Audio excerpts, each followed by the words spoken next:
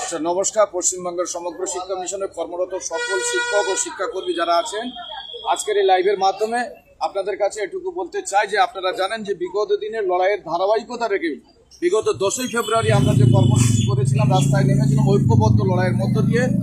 Principal secretary আমাদের সঙ্গে কথা বলার একটা স্পেস দিয়েছিলেন এবং সেই স্পেসের মাধ্যমে আজকে আমরা এসেছিলাম যথারীতি, এবং আমরা বড় আশা নিয়ে এসেছিলাম যে সেখান থেকে একটা আমরা সদর্থক বার্তা পাবো, কিন্তু সেই অর্থে আমরা সেই সদর্থক বার্তা পাইনি। অর্থাৎ 10 তারিখের কর্মসূচির ধারাবাহিকতাকে অব্যাহত রেখে আজকের এই সোশ্যাল মিডিয়ার মারফত সমস্ত স্তরের পার্শ্ব শিক্ষক থেকে শুরু করে এসএসকে এমএসকে শিক্ষাবন্ধী স্পেশাল এডুকেটর যারা আছেন প্রত্যেককে, এবং শিক্ষাবন্ধী থেকে শুরু করে প্রত্যেকে আগামী 23 ফেব্রুয়ারি কলকাতার রাজপথে আসার জন্য আহ্বান করছি। আপনারা জানেন, এবং বিশেষ করে পার্শ্ব শিক্ষক সমাজের কাছে একটা বার্তা আছে যে আগামী 27 তারিখ থেকে একটা কর্মসূচি ঘোষণা আছে। আমরা প্রত্যেকটা রাস্তার আন্দোলনকে সম্মান রাখি, প্রত্যেকটা রাস্তার আন্দোলনকে আমরা মর্যাদা রাখার চেষ্টা করি, এবং তাদের কাছে আমাদের বিনীত আবেদন তারা এবং তারা এই বিষয়টা নয়, আমরা সকলে মিলে একত্রিতভাবে যাতে 23 তারিখ থেকে আমরা কর্মসূচিটাকে শুরু করতে পারি।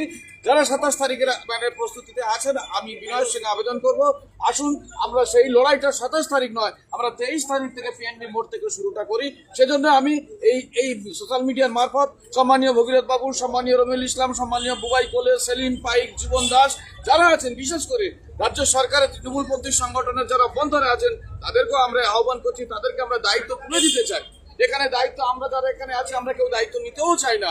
আপনারা আসুন, আপনারা দায়িত্ব নিয়ে আগামী এই ভোটের নির্ঘণ্ট ঘোষণার পূর্ব মুহূর্ত অবধি সামগ্রিকভাবে সমগ্র শিক্ষা মিশনের কর্মচারীদের বাঁচানোর স্বার্থে, সমগ্র শিক্ষা মিশনের পরিবারকে রক্ষা করার স্বার্থে আপনাদের গুরু দায়িত্ব আপনারা মাথায় তুলে নিন।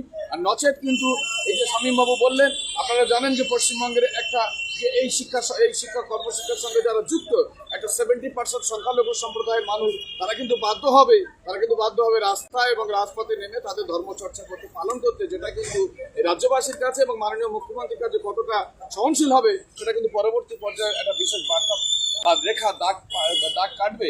সেজন্যই আমরা চাচ্ছি 23 তারিখ থেকে সমস্ত স্তরের, সমস্ত সংগঠনের, সমস্ত নেতৃত্ব যারা আছেন, আসুন লড়াইটা 23 তারিখ থেকে আমরা শুরু করতে থাকি, এবং একসঙ্গে লড়াই করে একসঙ্গে আমরা এই রাজ্যে মাননীয় মুখ্যমন্ত্রীর কাছে একটা বার্তা দিতে সক্ষম হব।